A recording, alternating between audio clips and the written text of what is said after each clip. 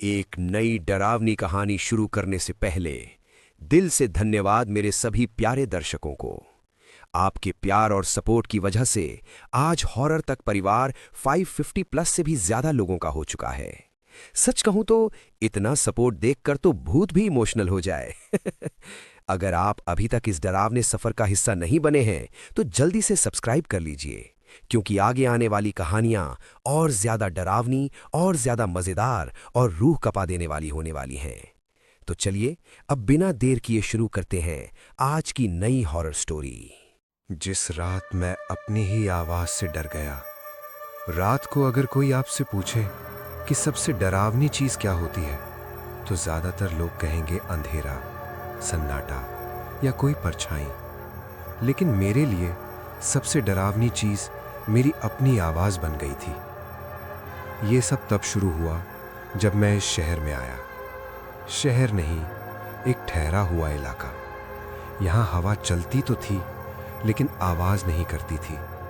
रात में कुत्ते भौंकते नहीं थे और लोग रात के बाद दिखते नहीं थे। मैं यहाँ काम के लिए आया था। काम था पुराने सरकारी रिकॉर्ड्स को डिजिटाइज करना। मुझे रहने के लिए जो मकान मिला वो किसी जमाने में तहसीलदार का घर हुआ करता था। अब बस एक ढांचा। पहली रात मैंने लाइट बंद की और बिस्तर पर लेट गया। घड़ी की टिक टिक मुझे बहुत तेज लग रही थी। मैंने घड़ी पलट दी।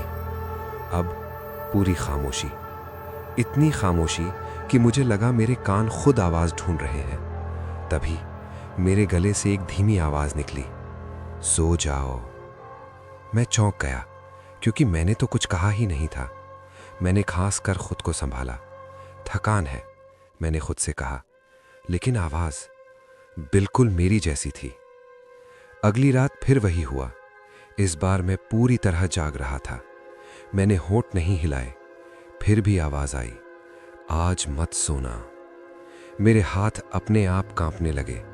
धीरे धीरे मुझे एहसास हुआ वो आवाज मुझसे पहले बोलने लगी थी।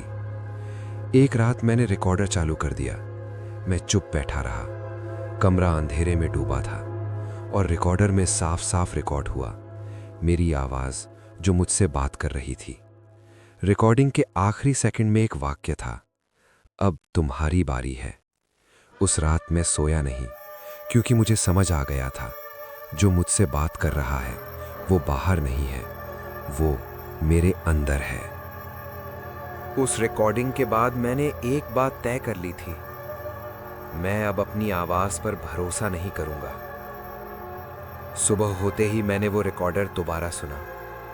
हर शब्द मेरे ही लहजे में था, हर ठहराव वैसा ही जैसे मैं बोलते वक्त रुकता हूं। लेकिन एक फर्क था। रिकॉर्डिंग में आवाज मुझसे थोड़ी पहले बोल रही थी, जैसे वो जानती हो कि मैं क्या कहने वाला हूं। मैं उस घर से बाहर निकला। पहली बार मुझे एहसास हुआ कि ये इलाका कितना अजीब है।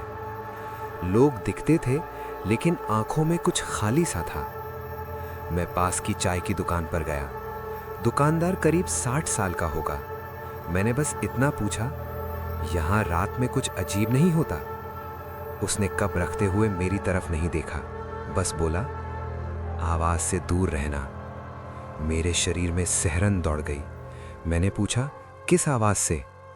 अब उसने मेरी तरफ देखा और बहुत धीमे से कहा, जो आपकी नहीं है लेकिन लगती आपकी ही है। मैं बिना कुछ कहे वहां से निकल आया। अब डर मेरे दिमाग में नहीं था, वो मेरे चारों तरफ था। उस रात मैंने सोने की कोशिश नहीं की।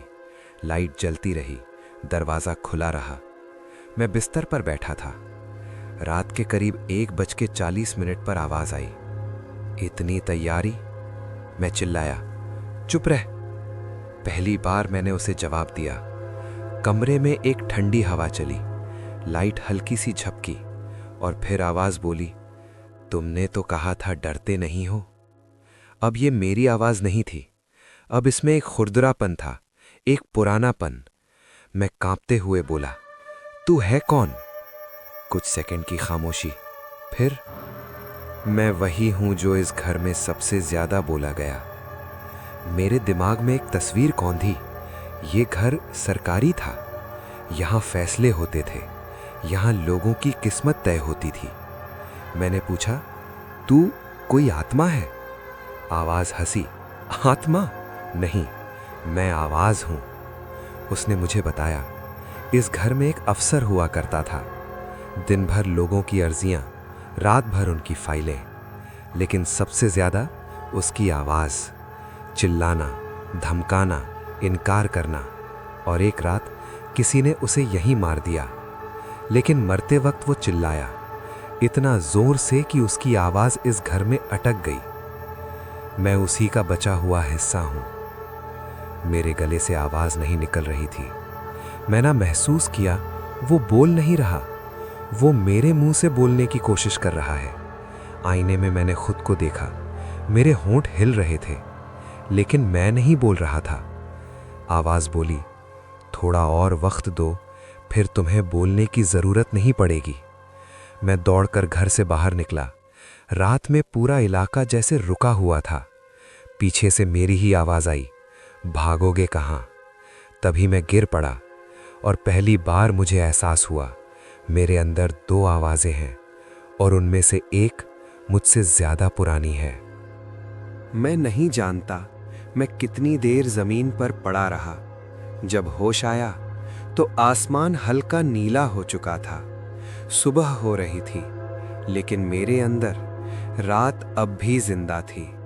मैं उठने की कोशिश कर रहा था, लेकिन शरीर भारी लग रहा था, जैसे कोई मेरे अंदर बैठा हो। मैंने धीरे से कहा, मैं ठीक हूं। और उसी पल मेरे मुंह से एक दूसरी आवाज निकली, नहीं, तुम नहीं हो। मैं सन्न रह गया। अब ये सिर्फ आवाज नहीं थी, अब वो मेरे शब्द बदल रहा था। मैं किसी तरह घर के अंदर पहुंचा, दरवाजा बंद किया, आईने के सामने खड़ा हुआ। आईने में मेरा चेहरा था, लेकिन आंखों में मैं नहीं था। मैंने फुसफुसा कर कहा, तो मुझसे क्या चाहता है? आईने में मेरे होंठ हिले, पूरा होना। उसने बताया, वो आवाज अधूरी है क्योंकि मरते वक्त उस अफसर का शरीर खत्म हो गया था, लेकिन आवाज नहीं। आवाज को जीने के लिए गला चाहिए। उस पल मुझे समझ आया मैं क्यों चुना गया, मैं यहाँ क्यों आया। मैंने रिकॉर्ड्स खंगालने शुरू किए, पुराने सरकारी कागज, धूल, फटे पन्ने। एक फाइल मिली, केस नंबर 302। उस अफसर पर कई लोगों की मौत का इल्जाम था, लेकिन हर केस में एक ही बात लिखी थी, आखिरी बार उसकी आवाज सुनी गई। लोग मरते थे, लेकिन उसकी आवाज उनके कानों में बज जाती थी। और अब वो मेरे अंदर अपनी आखिरी कड़ी ढूंढ चुका था। रात होते ही हालत बिगड़ने लगी। मैं कुछ सोचता और आवाज बोल देती। मैं चुप रहना चाहता, लेकिन मेरे मुंह से वाक्य निकल जाते। अब डर नहीं लगता, अब ये शरीर ठीक है, अब बारी पूरी करने की है। मैं रोने लगा, लेकिन आवाज हंस रही थी। उसने कहा, कल रात पूरा नियंत्रण होगा। मैं भागा, शहर छोड़ने, बस स्टैंड पहुंचा। काउंटर पर मैंने टिकट मांगा, लेकिन मेरे मुंह से जो आवाज निकली वो मेरी नहीं थी, ये यहीं रहेगा। काउंटर वाला डरकर पीछे हटा। लोग घूरने लगे और तभी सभी ने सुना मेरी आवाज, लेकिन मेरे मुंह बंद थे। लोग चिल्लाने लगे। मैं गिर पड़ा। जब होश आया मैं फिर उसी घर में था, बिस्तर पर, दरवाजा बंद, खिड़की बंद और दीवार पर खून से लिखा था, आखिरी रात। आवाज बोली, अगर शरीर पूरी तरह मेरा हुआ तो मैं फिर बोलूंगा दुनिया से। मैं समझ गया, अगर मैंने उसे नहीं रोका तो वो फिर किसी और को मारने लगेगा। मैंने एक आखिरी कोशिश की। मैंने बोलना बंद कर दिया, पूरी तरह, दिन रात। मैंने एक शब्द नहीं कहा। गला सूख गया, आंखें जलने लगी, लेकिन मैं चुप रहा। तीसरी रात आवाज चीखी, बोलो। मैं नहीं बोला और पहली बार उसकी आवाज कमजोर पड़ी, लेकिन जाते जाते उसने कहा, मैं खत्म नहीं होता, मैं बस अगली आवाज ढूंढता हूं। अगली सुबह लोगों ने मुझे बेहोश पाया। आज मैं जिंदा हूं, लेकिन बोल नहीं सकता। ये कहानी मैं लिख रहा हूं, क्योंकि अगर मैं बोलूंगा तो वो बोलेगा, मैं अब बोल नहीं सकता। डॉक्टर कहते हैं मेरे गले की नसों में कोई खराबी नहीं है, सब ठीक है, लेकिन आवाज नहीं निकलती। लोग पूछते हैं, तुम अचानक चुप क्यों हो गए? मैं जवाब नहीं देता, क्योंकि सच बोलने की कोशिश करूंगा तो वो बोलेगा। मुझे अब भी सब सुनाई देता है, हवा की सरसराहट, घड़ी की टिक टिक, और वो पूरी तरह गया नहीं। वो मेरे अंदर से बाहर निकल चुका है, लेकिन खत्म नहीं हुआ। मैंने ये सब लिखना शुरू किया, कागज पर, मोबाइल में, क्योंकि लिखने में आवाज नहीं लगती। लेकिन एक दिन कुछ अजीब हुआ।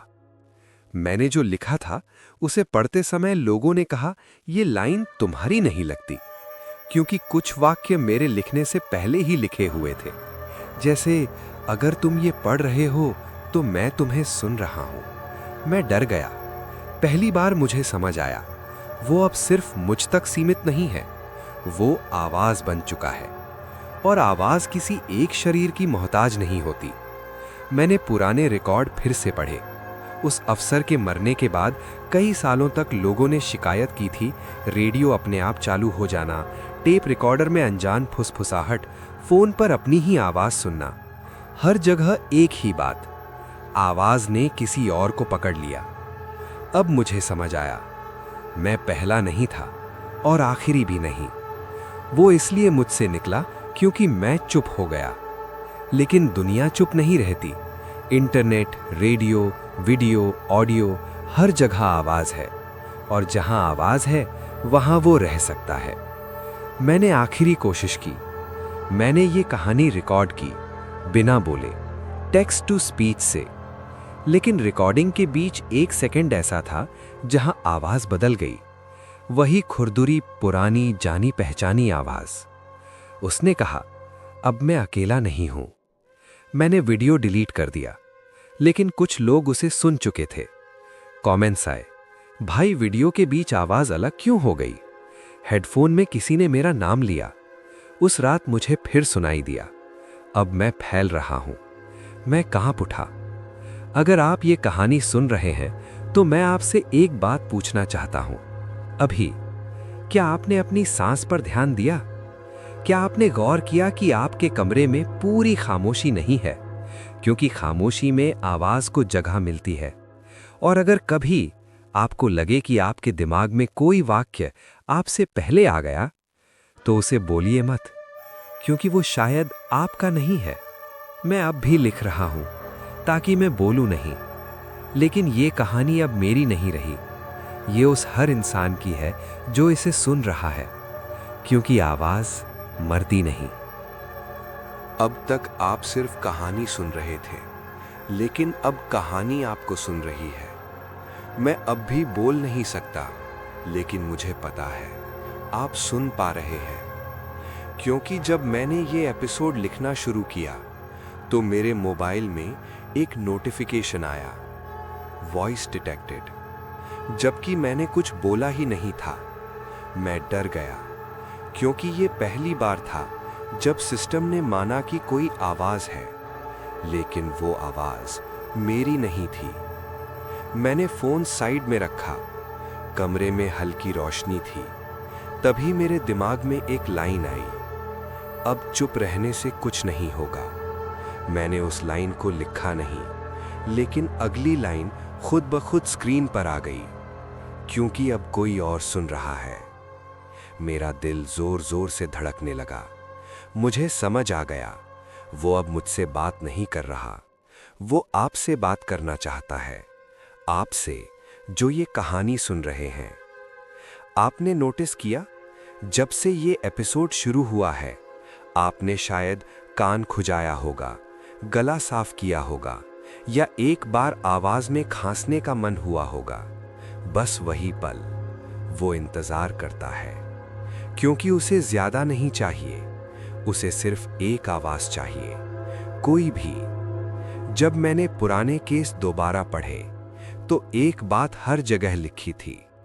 आखिरी समय में पीड़ित ने कुछ नहीं कहा, लेकिन उसके आसपास किसी और ने जरूर बोला, माँ, दोस्त, डॉक्टर या कोई सुनने वाला। आवाज हमेशा पास वाले से ली गई। अब आप सोच रहे होंगे, मैं तो सिर्फ सुन रहा हूं। यही सबसे सुरक्षित लगता है। लेकिन याद रखिए, सुनने वाला सबसे पहले पकड़ा जाता है, क्योंकि आवाज सीधे दिमाग में जाती है। अगर आप अभी अकेले हैं तो और ध्यान से सुनिए। क्या आपने महसूस किया कि आपके आसपास कोई हल्की सी आवाज है? फैन, सड़क या कोई फुसफुसाहट? अगर वो आपकी नहीं है तो उसे पहचानिए मत, क्योंकि जिस दिन आप पहचान लेंगे वो आपकी बन जाएगी। मैं जानता हूं ये एपिसोड यहीं खत्म हो जाना चाहिए, लेकिन एक आखिरी बात मैं लिखना चाहता हूं। अगर इस कहानी को सुनते वक्त आपने किसी शब्द को अपने मन में दोहराया या किसी लाइन को बोलने का मन किया, तो रुक जाइए, क्योंकि उसी पल वो आपकी तरफ देखता है। मैं अब और नहीं लिख सकता। मेरे फोन की स्क्रीन अपने आप रिकॉर्डिंग मोड में जा रही है और माइक का निशान जल रहा है, जबकि मैं अब भी चुप हूं। अगर इस एपिसोड के बाद आपको लगे कि आपकी आवाज आपसे पहले निकल रही है, तो घबराइए मत, बस चुप रहिए, क्योंकि जो बोल गया वही अगला घर बनता है। इस कहानी को यहीं खत्म करते हैं। अगर इस पूरी कहानी को सुनते हुए आपको कहीं भी हल्की सी सिहरन महसूस हुई हो या ऐसा लगा हो कि कोई आवाज आपके बिल्कुल पास से गुजरी है, तो समझ लीजिए आपने इसे पूरे दिल से सुना है। अगर आपको ये कहानी पसंद आई हो तो लाइक जरूर कर दीजिए, क्योंकि आपका एक लाइक मुझे ऐसी ही और डरावनी कहानियां लाने की ताकत देता है। और अगर आप अभी तक हॉरर तक परिवार का हिस्सा नहीं बने हैं तो सब्सक्राइब कर लीजिए, क्योंकि यहाँ हर कहानी सिर्फ सुनी नहीं जाती, महसूस की जाती है। नीचे कमेंट में बस इतना लिख दीजिए, मैंने पूरी कहानी सुनी, ताकि मुझे पता चले कि आप आखिर तक मेरे साथ थे। और हाँ, ये कहानी किसी दोस्त को भेजने से पहले एक बार सोच लीजिए, क्योंकि हर कोई हर आवाज सहन नहीं कर पाता। मिलते हैं अगली कहानी में। तब तक अपनी आवाज पर भरोसा मत करना। Good night.